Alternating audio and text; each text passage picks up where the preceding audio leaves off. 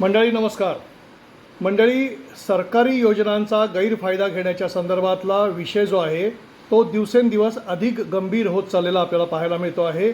मग ती लाडकी बहीण योजना असू दे किंवा शेतकऱ्यांसाठी असलेला पीक विम्याच्या योजनाच्या संदर्भातला विषय असू दे, कुठलीही सरकारची योजना आली की त्याचा लाभ जो आहे तो गरिबांना व्हायच्या आधी धनदांडगे किंवा ज्यांच्याकडे मोठ्या प्रमाणात पैसा आहे, ज्यांना जगण्याची भ्रांत नाही, ज्यांना सहज जगणं शक्य आहे, त्यांच्याकडे जगण्याचे पैसे कमवण्याचे अनेक मार्ग अत्यंत सक्षमपणे उपलब्ध आहेत, असे लोक याचा गैरफायदा घेताना आपल्याला वारंवार पाहायला मिळतात.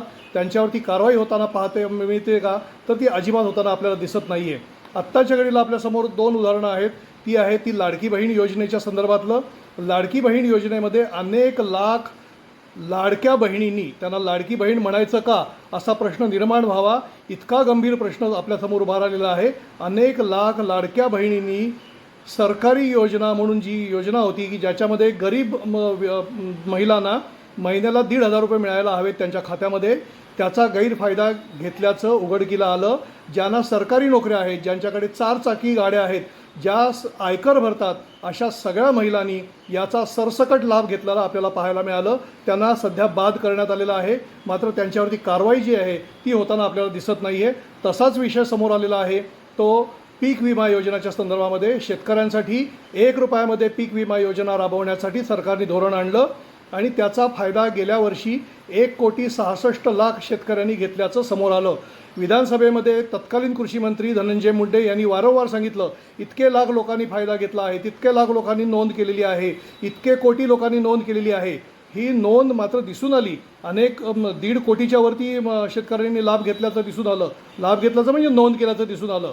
त्याचा गैरफायदा देखील घेतला, म्हणजे लाभ देखील घेतला, पैसे देखील त्यांच्या खात्यामध्ये जमा आले.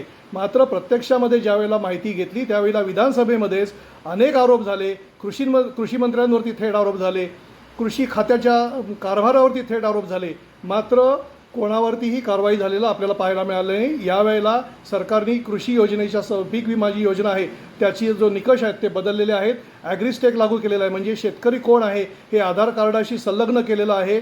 हे संलग्न करताना लक्षात हे आलेलं आहे की गेल्या वेळेला 1,66,00,000 शेतकऱ्यांनी विमा नोंद केलेली होती.